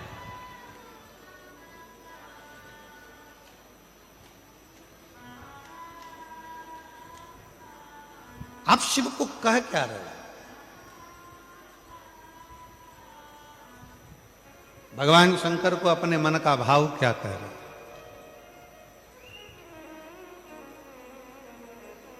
भगवान शिव को अपने हृदय का भाव क्या कह रहे हैं? अभी माननीय मंत्री महोदय कह रहे थे जल के लिए, पर्यावरण के लिए। मैं उनको भी बताऊं कि हमारी विठलेश सेवा समिति कुबरेश्वर धाम सीहोर इस वर्ष जो महाशिवरात्रि आ रही है उस महाशिवरात्रि को ग्रीन शिवरात्रि का नाम दिया है, जिसमें प्रत्येक घर से एक बेलपत्र का पौधा पूरे विश्व में लोग लगा रहे हैं और उस पौधे को रोपित कर रहे हैं उस शिवरात्रि के दिन। कहते हैं शिवरात्रि के दिन लगाया गया पौधा हमारे घर का वंश बढ़ाता, इसलिए महाशिवरात्रि के दिन इस ग्रीन शिवरात्रि को मनाएंगे आप और हम सब, और वृक्षारोपण कर कर पूरी पृथ्वी को हरा भरा करेंगे। और जो 12 महीने शिवरात्रि आती है उस 12 महीने की शिवरात्रि पर उस वृक्ष को जल अवश्य चढ़ाएंगे, जिससे हमारे 12 महीने बाबा देव अधिदेव महादेव की शरण में निकले और हमारा जीवन सार्थक हो। शिव तत्व कह रहा है, राजा भोज की कथा कह रही है। महाराज मिट्टी के ढेले पर अश्रु गिर गया, राजा भोज समझ नहीं पाए, ध्यान नहीं गया, बस दुखी थे अंदर से, नैनों से नीर बह रहा था, आंखों में से आंसू निकल रहे थे। और जब नैनों में से नीर बह रहा है, वो अश्रु जब मिट्टी के ढेले पर गिरे तभी मेरे भगवान शिव का ध्यान गया। कई लोग कहते हैं गुरुजी शंकर भगवान पे हम जल चढ़ाते हैं और आप कहते हो शिव जी हमारे मन की बात सुनते हैं, तो केवल जल चढ़ाने से बाबा भोलेनाथ मन की बात कैसे सुन लेते? केवल जल चढ़ाने से? शिव महापुराण की विद्धेश्वर संहिता में वर्णन आता है कि जब हम भगवान शंकर को जल जैसे ही चढ़ाते, जैसे कोई व्यक्ति बेसुध है, उसकी शुद्धता नहीं है, और हमने जैसे ही जल का छींटा दिया उसकी आंखें खुली और उन्होंने देखा, उसी तरह जब हम अपने घर का जल एक लोटा लेकर जाते हैं और शंकर भगवान को जब समर्पित करते हैं तो एकदम भगवान शिव का ध्यान हमारी ओर जाता है, और हम कैसे भी जीव हों तो भी भगवान देवाधिदेव महादेव हमारा कल्याण कर देते हैं, कैसे भी जीव। आइए आ जाओ।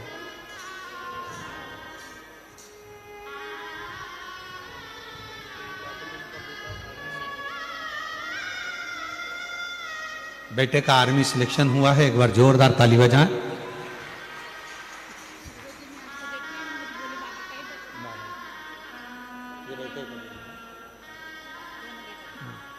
एक बेटे का इंडियन आर्मी में, एक का वायुसेना में उच्च पद पर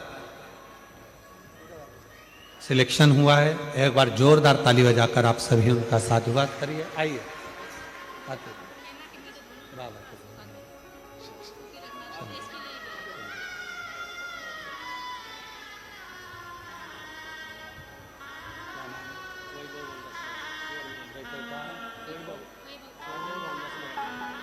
बेटे का आर्मी में सिलेक्शन हुआ है, एक बार जोरदार ताली बजाएं।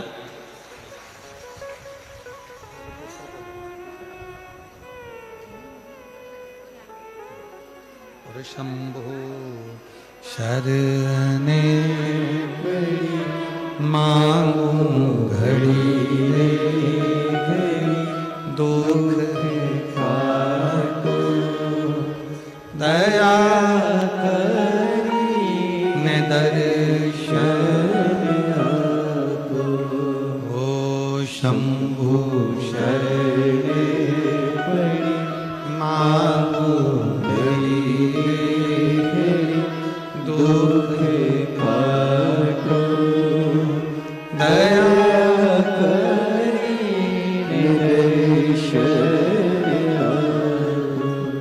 राजा भोज की आंख से आंसू गिरा। भगवान शिव पर कृपा, भगवान शंकर ने राजा भोज पर करुणा करी और शिवजी उसी समय इंद्रदेव को भेज दिए।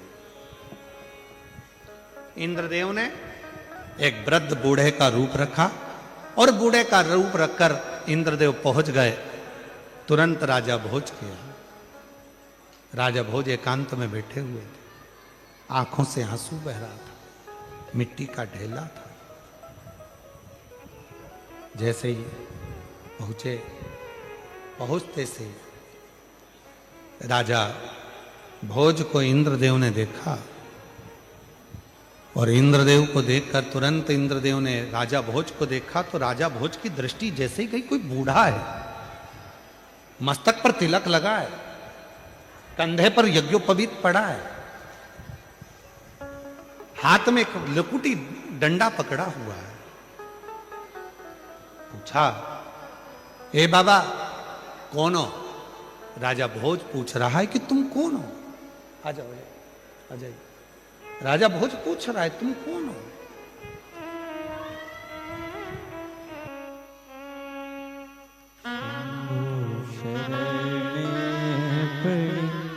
मांगो घड़ी रे घड़ी दुख काटो दया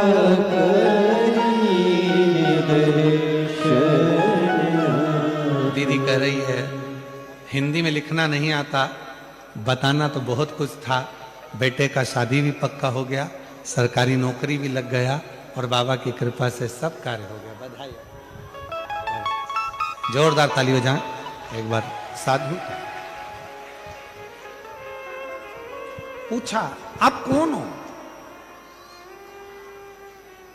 राजा भोज ने पूछा। इंद्रदेव बोले, भैया मैं ब्राह्मण हूं, यहां से निकल कर जा रहा था, आपको देखा एकांत में बैठे हुए तो पूछने आ गया कि बात क्या है। राजा भोज कुछ नहीं बोले, बस नैनों से नीर गिर रहा था। इतने में इंद्रदेव ने तुरंत कहा, राजा भोज अगर इतने दुखी हो, इतनी तकलीफ आपकी जिंदगी में है, तो शिव की आराधना क्यों नहीं करते। राजा भोज आंख के आंसू पोंछते हुए बोले, बाबा शंकर भगवान की आराधना करता रहा, मैंने माणिक मोती हीरा पन्ना सब कुछ शिव जी को समर्पित करा, फिर भी मेरे शंकर भगवान मुझ पर प्रसन्न नहीं होते हैं। 14 देश के राजाओं ने मेरे ऊपर आक्रमण कर दिया है और मेरे पास इतनी सेना नहीं है, मैं कैसे युद्ध लड़ूंगा, क्या करूंगा। अब तो लगता है कि सब कुछ समाप्त हो जाएगा।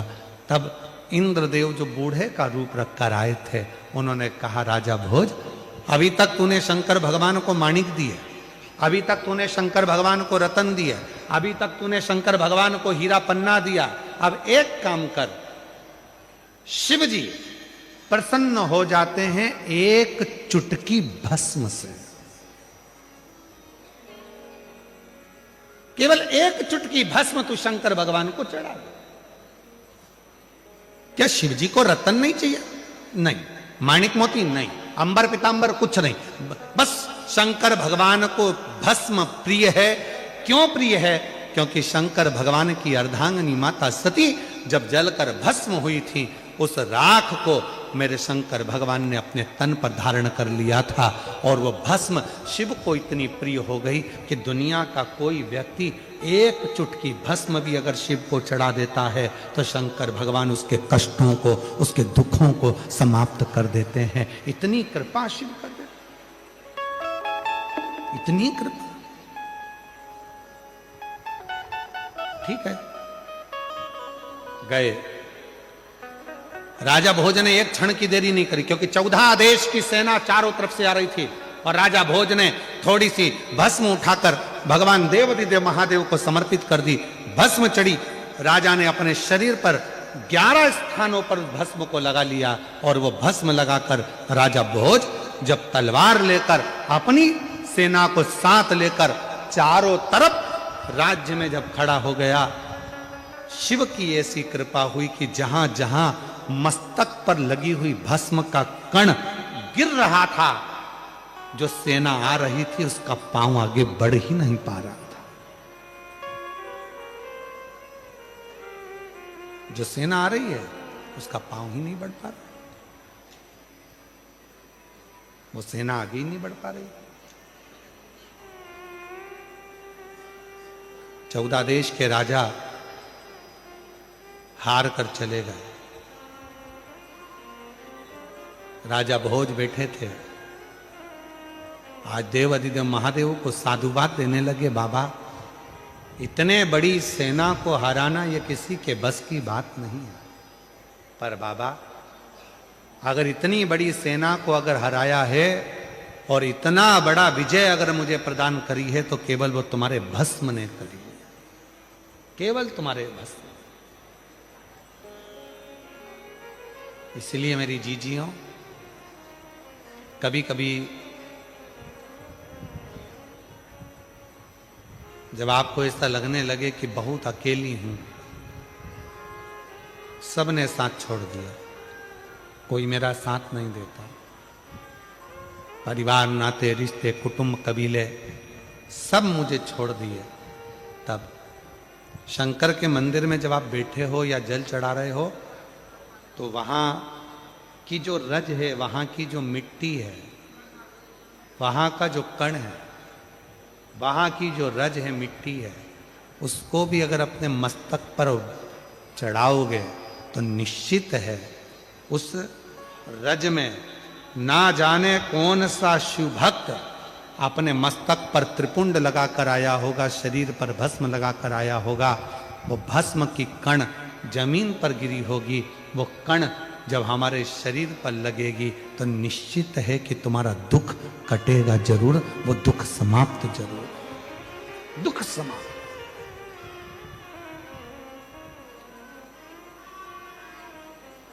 वो भस्म चपटी भभूत में है खजाना,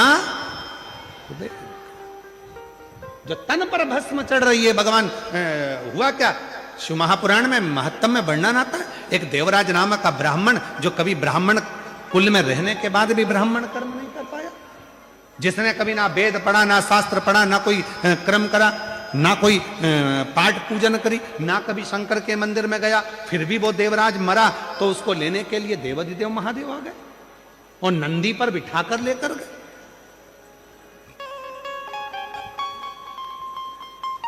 क्यों, किस लिए, क्या कारण था? केवल एक कारण, देवराज नाम के ब्राह्मण की माता शिव के मंदिर में जाती थी, शंकर के मंदिर में झाड़ू लगाती थी, शंकर के मंदिर में पोछा लगाती थी, शंकर के मंदिर में जल चढ़ाती थी, शंकर के मंदिर में जाकर आराधना करती थी। और वो देवराज नाम का ब्राह्मण, जो ब्राह्मण कुल में जन्मा था, ब्राह्मण के घर में जन्म लेने के बाद भी ब्राह्मण कर्म नहीं कर पाया, ब्राह्मण कर्म से वंचित रह गया, चोरी करता, घर में अच्छी पत्नी थी, बच्चे थे, कुटुंब था, इसके बाद भी पर स्त्री का गमन करने गया और एक दूसरी स्त्री के कहने पर रानी के गले का हार चुरा कर लेकर आ गया।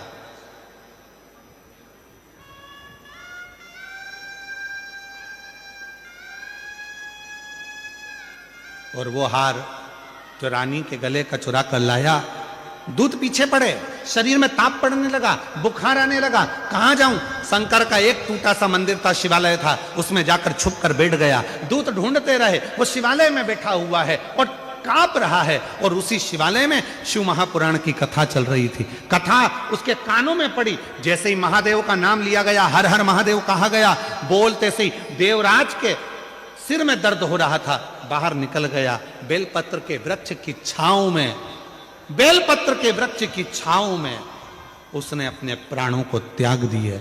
और जैसे ही प्राण त्यागे, मेरे ओघड़दानी उसको नंदी पर बिठाकर ले जा रहे हैं।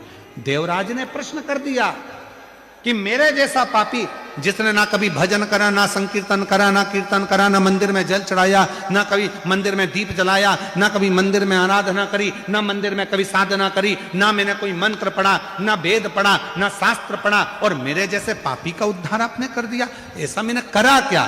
तब भगवान देवाधिदेव महादेव ने डमरू का नाद कर कर कहा, देवराज तूने कुछ नहीं करा, पर तेरी माता मंदिर जाती थी, जल चढ़ाती थी, और जब घर आती थी उसके शरीर में,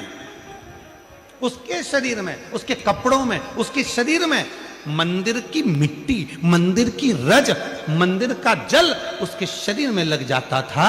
और वो जब घर आती थी, वो रज उसके घर में चारों तरफ फैल जाती थी। उस रज के छूने से तेरी बुद्धि सही हो गई और तू चोरी का धन लेकर भी शंकर के मंदिर में चले गया और वहां तेरा उद्धार हो गया। वो रज में इतनी महत्व था,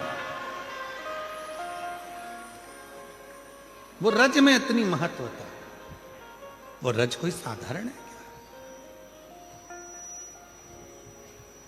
इधर का हमको नहीं मालूम गुजरात का, पर हमारे मध्य प्रदेश में एक नियम है, मिश्रा जी उत्तर प्रदेश में भी नियम है।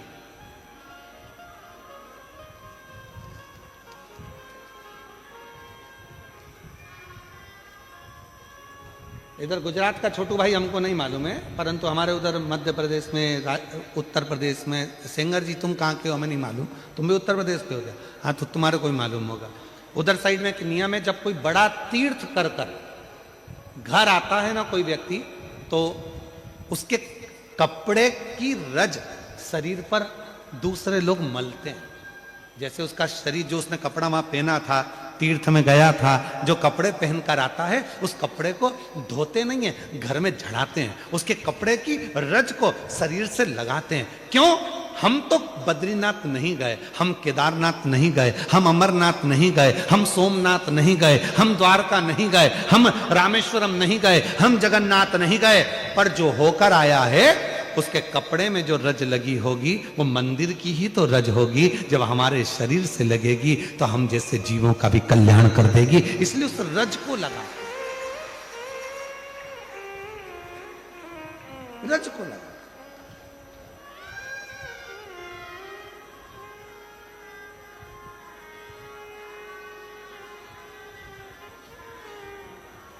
कोई बहुत बड़े, कोई गमी में गया, दुख में गया, हॉस्पिटल गया, तो उसके कपड़ों को धो दिया जाता है।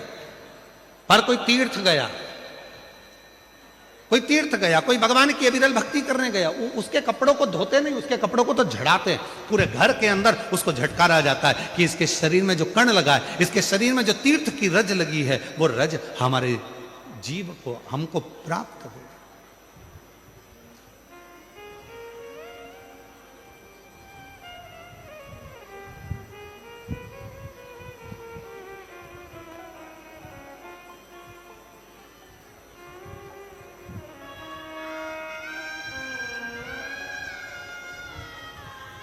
और सोमनाथ में देखा मैंने एक अजब नजारा। सोमनाथ में देखा मैंने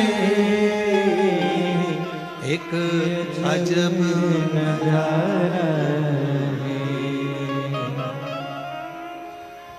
समुद्र के तट बैठा, समुद्र के तट बैठा, मेरा कुबेर भंडारी है। समुद्र के तट बैठा, मेरा कुबेर भंडारी है। उज्जैनी में देखा मैंने एक अजब नजारा है। उज्जैनी में देखा तुम्हें एक अजब नजारा है। छिपरा के तट बैठा, छिपरा के तट बैठा, मेरा भोला भंडारी है। छिपरा के तट बैठा, मेरा भोला भंडारी है। ये अजब नजारा है, उसके रज हमारे शरीर से लगे। लोग क्यों आते? कथा के पंडाल में आते हैं, आरती होती है, तब तक रुकते हैं। आरती होने के बाद खड़े होकर आरती करते हैं, फिर नीचे झुककर उस मिट्टी को आरती के बाद लोग अपने मस्तक पर चढ़ाते हैं। क्या है पंडाल की मिट्टी? क्या है शिव पुराण की मिट्टी? क्या है शंकर भगवान के कंकर शंकर की मिट्टी? आखिर उस मिट्टी में ऐसा क्या हो जाता? क्या हो जाता?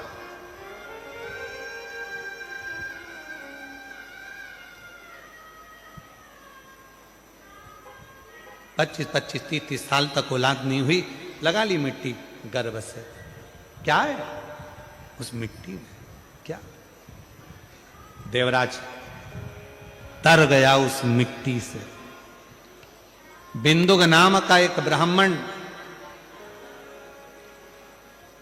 पत्नी का नाम चंचुला था, पानी में डूबकर मर गया था, रेत योनि में पड़ गया था। मुक्ति कैसे हो? चंचुला देवी ने तुमरुका जी से शिव पुराण कथा करने को कहा। तुमरुका जी ने कथा कहने का तैयारी करी। ईश्वर जी गोरा जी बनकर शिव पार्वती पहुंचे उस कथा के यजमान बनने के, यजमान बनने, स्वयं शंकर और पार्वती, स्वयं शिव और शक्ति। क्या है ऐसा शिव जो सहजता में जीव तर जाता है? राजा भोज की कथा में जैसे वर्णन आया कि अश्रु गिरे, शिव प्रसन्न हुए, त्रिपुंड लगाया भस्म का, चारों तरफ घूमा तो चारों तरफ शंकर की सेना खड़ी हो गई। चारों तरफ मेरी जीजियों, मेरे जीजाओं, मेरी बेटियों, बेटाओं, मेरे बुजुर्ग माँ बाप, याद रखना, शंकर भगवान के मंदिर में नित्य जाइए, शिव के मंदिर में रोज एक लोटा जल चढ़ाइए। और अगर मंदिर के अंदर भी प्रवेश ना कर पाओ तो मंदिर के शिखर का दर्शन कर लीजिए, और इतना भी ना कर पाओ तो जहां शंकर का मंदिर है उसके सामने से निकल कर चले जाओ, तो हो सकता है हवा चलेगी, धूल उड़ेगी, और कोई भक्त शंकर के मंदिर से निकल कर गया होगा तो शिव के मंदिर की धूल हमारे शरीर पर चढ़ेगी, तो हमारा भी उद्धार हो जाएगा, उस रज से हमारी मुक्ति हो जाएगी। वो रज कृपा कर जाए,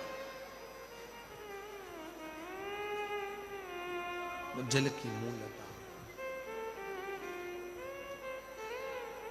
एक भस्म का त्रिपुंड राजा भोज को बचा लेता है, और वही कथा यहां कह रही है कि ईश्वर जी गोरा जी पधार रहे हैं। जोरदार ताली बजाकर स्वागत करें ईश्वर जी गोरा जी का। ईश्वर जी गोरा जी शिव महापुराण के कथा के यजमान बनते हैं। भगवान देवाधिदेव महादेव की पवित्र कथा प्रारंभ होती है। बिंदुक प्रेत योनि में पड़ा हुआ इस कथा का लाभ लेता है।